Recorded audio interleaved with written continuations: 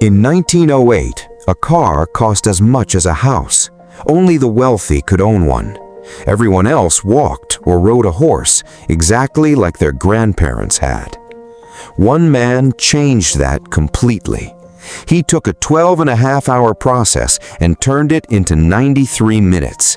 He didn't just build a car, he built the modern world. Every factory you've ever heard of, every assembly line, every mass-produced product on every shelf in every store in America exists because of what this one man invented. His name was Henry Ford.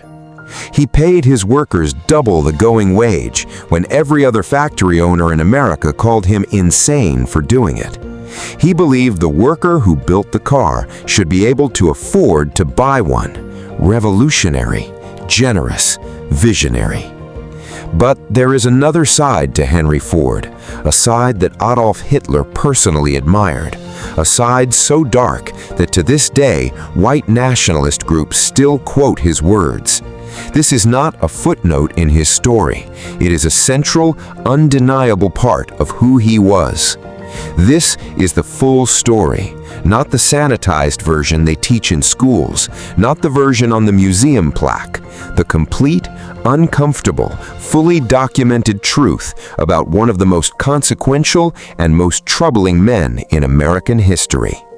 Genius, innovator, and, as you are about to learn in full, undeniable detail, a man whose hatred helped fuel one of the darkest chapters in human history.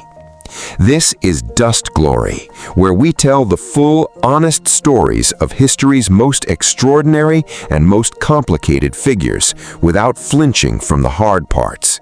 If you want the complete truth, subscribe right now, because this story does not pull any punches. Henry Ford was born on July 30th, 1863, on a family farm in Greenfield Township, Michigan, about 9 miles outside Detroit, the eldest of 6 children. His father, William Ford, had emigrated from Ireland in 1847, fleeing the devastating Irish potato famine that had killed over 1 million people. Young Henry was supposed to inherit the family farm. He hated farming. Every spare moment he wasn't tending crops, he was taking apart machines. At age 13, Henry Ford received a pocket watch as a gift. Within days, he had completely disassembled it and reassembled every single piece back to working order. By his teenage years, he had become the unofficial watch repairman for every neighbor in the township. At 16, Henry Ford did something that took real courage. He walked away from the family farm and walked on foot to Detroit to find work as an apprentice machinist. He worked at a shipbuilding firm. Later, he took a job with the Edison Illuminating Company, the very company founded by Thomas Edison's electrical empire.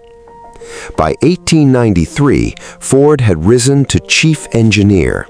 And every single night after his shift at Edison ended, Henry Ford went home to a small brick shed behind his house. And there, by lamplight, working alone for years, he built something nobody asked him to build. A horseless carriage, powered by a gasoline engine he designed himself. In the early hours of June 4, 1896, Henry Ford completed his first automobile, which he called the quadricycle. It had 4 bicycle wheels, a simple frame, and a tiny gasoline engine. There was just one problem. The machine was too wide to fit through the shed's door.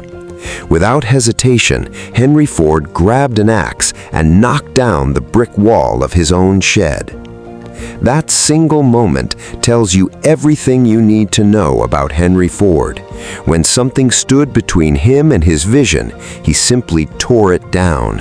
What most people don't know about Henry Ford is that he failed twice, catastrophically, before he ever succeeded.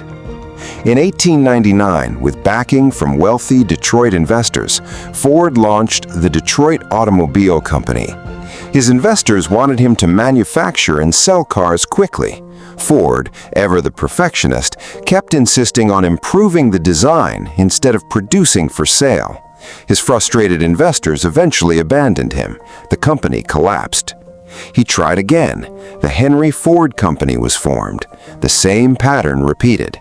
Ford left in 1902, and his abandoned company was reorganized into what became the Cadillac Motor Car Company. Most men would have quit. Henry Ford was not most men.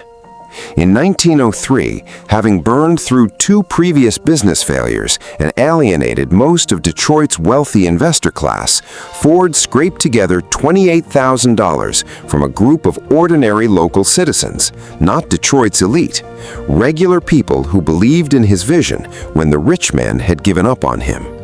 And with that money, on June 16, 1903, the Ford Motor Company was officially incorporated. Their very first car, the Model A, rolled out of a small factory on Mack Avenue in Detroit, built 2 or 3 at a time, by hand, slowly.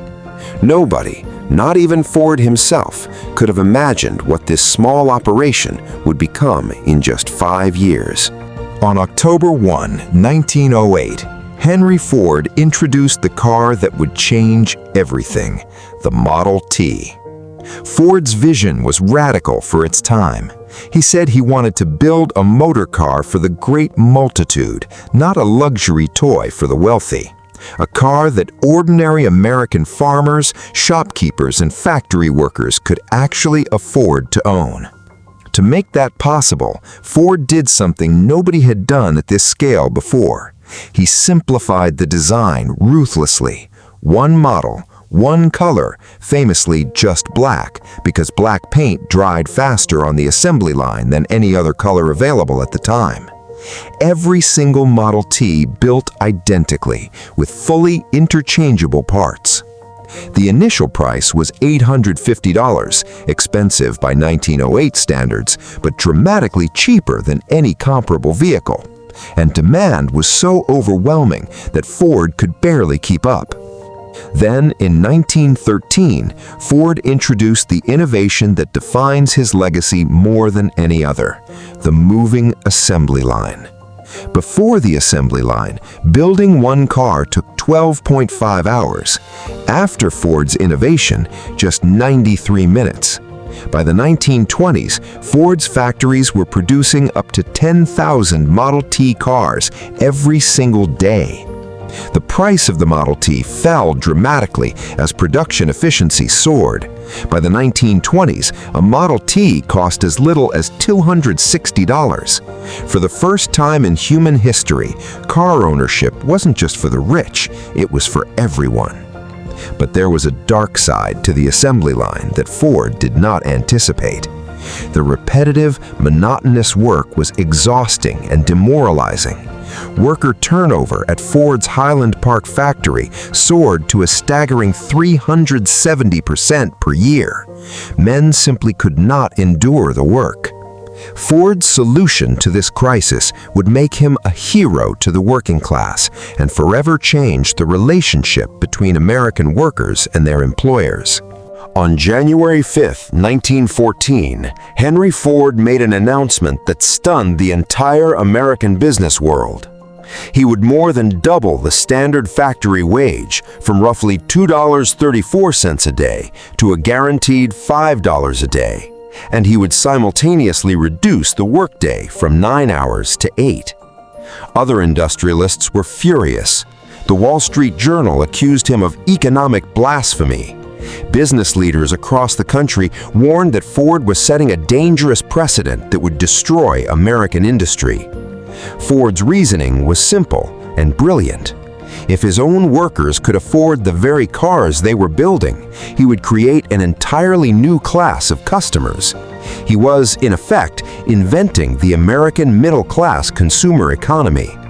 The result was immediate and overwhelming. Thousands of men flooded to Detroit hoping for a job at Ford's factories. In the brutal Michigan winter of January 1914, so many desperate job seekers showed up outside the Highland Park plant that the company had to use fire hoses to control the crowds. Worker turnover, which had been catastrophically high, plummeted. Productivity soared. Ford had proven, almost by accident, that paying workers more could make a company more profitable, not less. But this generosity came with strings attached.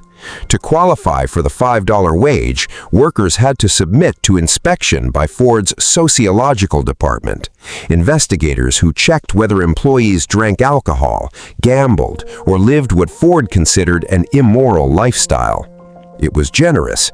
It was also deeply controlling. This pattern, extraordinary vision paired with troubling control, would define Henry Ford's entire life, and it would lead, eventually, to the darkest chapter of his story. By 1915, Henry Ford was one of the most famous men in America, wealthy beyond imagination, admired by millions of working-class Americans. And as World War I raged across Europe, Ford genuinely believed he could end it. He was a committed pacifist, opposed to war on principle. In November 1915, a Hungarian Jewish peace activist named Rosika Schwimmer approached Ford with an audacious idea: charter a ship, fill it with pacifists and diplomats, sail to Europe, negotiate an end to the war directly. Ford was captivated by the idea. He funded and organized the entire expedition himself, chartering a Scandinavian-American ocean liner called the Oscar II. Before setting sail, he boasted to reporters, "We're going to stop the war." The peace ship sailed in December 1915. It accomplished, essentially, nothing. The European powers had no interest in negotiating with a group of American civilians, however well-meaning. The press mocked Ford relentlessly, portraying him as a meddlesome millionaire who didn't understand international diplomacy. Ford was humiliated. And here, in this humiliation, historians believe something shifted in him. He began looking for someone to blame for his failure. Tragically and inexcusably, he would soon find his scapegoat. We need to stop here and be completely honest about something. In 1918, Henry Ford purchased a small Dearborn newspaper called the Dearborn Independent. Using his business power, he forced his entire network of Ford dealerships to distribute it nationwide, pushing circulation to nearly 900,000 readers by the mid-1920s.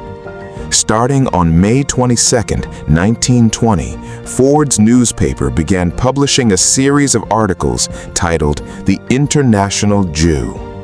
This series promoted a debunked, fraudulent conspiracy theory called the Protocols of the Elders of Zion, a fabricated document that falsely claimed Jewish people secretly controlled global banking, media, and governments.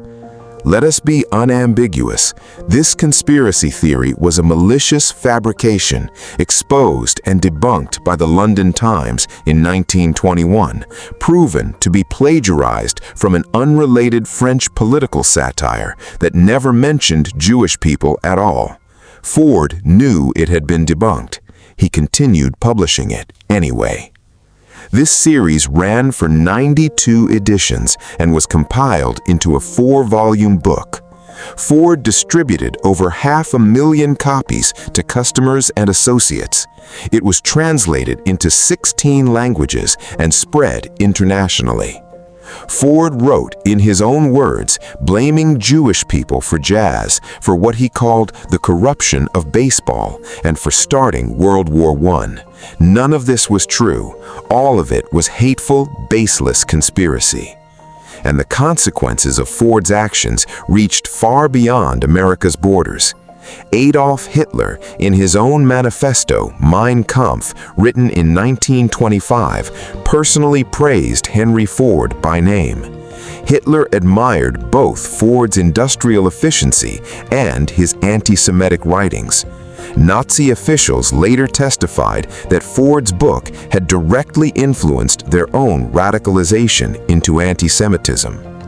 In July 1938, on his 75th birthday, Nazi Germany awarded Henry Ford the Grand Cross of the German Eagle, the highest honor the Nazi regime could give a foreigner. Ford accepted it. This was 1938. The world already knew about Nazi persecution of Jewish people. Kristallnacht, the violent nationwide pogrom against Jewish communities across Germany, occurred just months later, in November 1938. Henry Ford had already accepted Hitler's highest honor for foreigners. Facing a defamation lawsuit in 1927, Ford was pressured into issuing a public apology, written by others, not by him. Evidence later showed his actual signature on the apology had been forged by an aide, Harry Bennett. As late as 1940, Ford privately stated he hoped to republish The International Jew again someday. There is no version of this story where Henry Ford is the victim or where his actions can be excused as a product of his era. Other industrialists of his time did not do what he did. He used his fame, his wealth, and his vast distribution network specifically to manufacture and spread hatred. Real people suffered real consequences because of the ideas he funded and amplified. To this day, extremist and white nationalist groups continue to cite Ford's anti-Semitic writings to justify hatred. This is not ancient history with no relevance today. It is a living, documented stain on the legacy of one of America's most celebrated industrialists. Genius does not excuse hatred. Innovation does not erase harm. Both truths about Henry Ford must be told, together, honestly, without flinching from either one. As Ford's anti-Semitic activities continued in the 1920s and 1930s, his own company was changing around him. His son, Edsel Ford, became president of Ford Motor Company in 1919. Edsel was by most accounts a far gentler and more progressive figure than his father.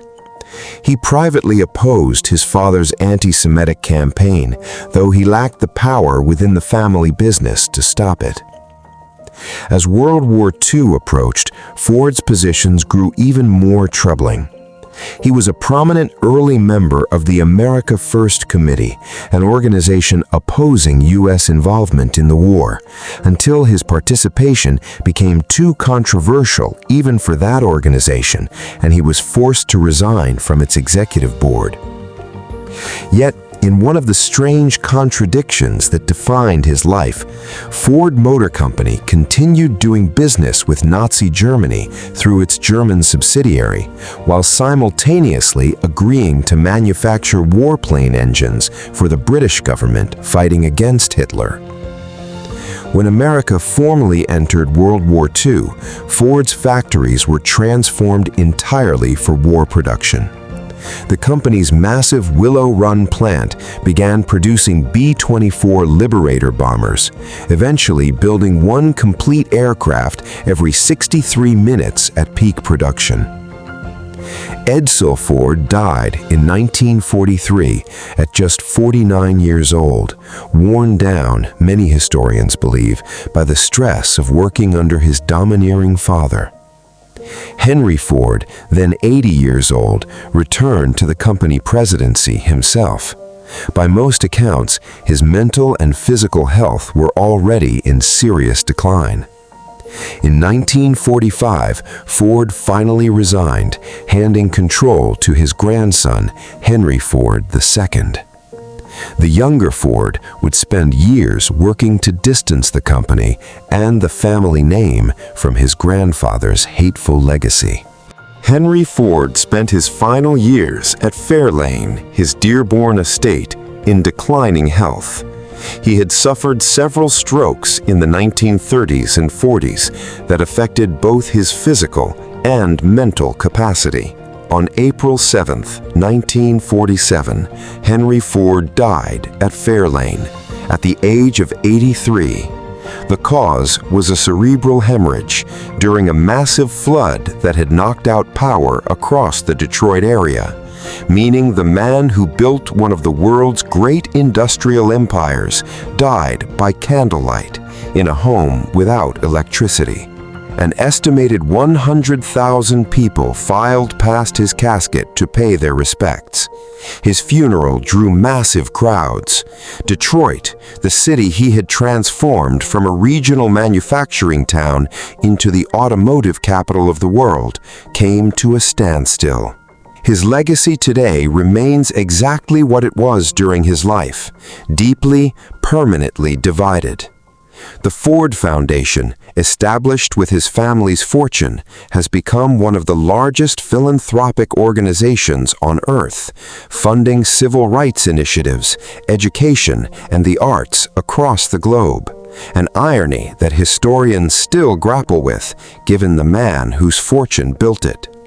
In 1999, Fortune magazine named him Businessman of the Century.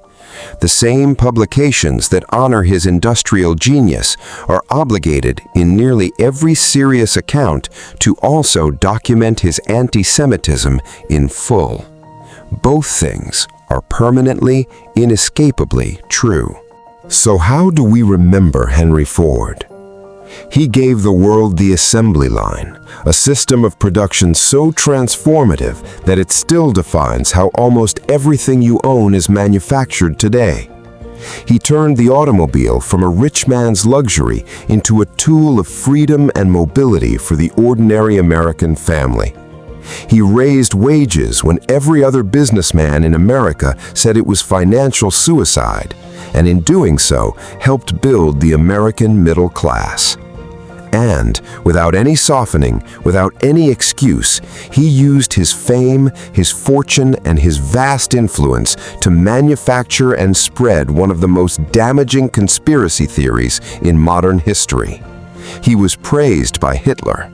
He accepted Nazi Germany's highest honor in 1938, after the world already knew what that regime was. His writings fueled hatred that contributed to one of history's darkest chapters. We cannot and should not choose only one of these truths to remember. Henry Ford was both things, completely and simultaneously. A genius who reshaped the modern economy, and a man whose hatred caused real, documented harm that history has never forgotten and should never forget. This is why honest history matters. Not the comfortable version, not the museum plaque version, the complete version, with all its brilliance and all its darkness told side by side. This is Dust and Glory, where we tell the complete, honest stories of history's most consequential figures, the good and the deeply troubling, without flinching from either.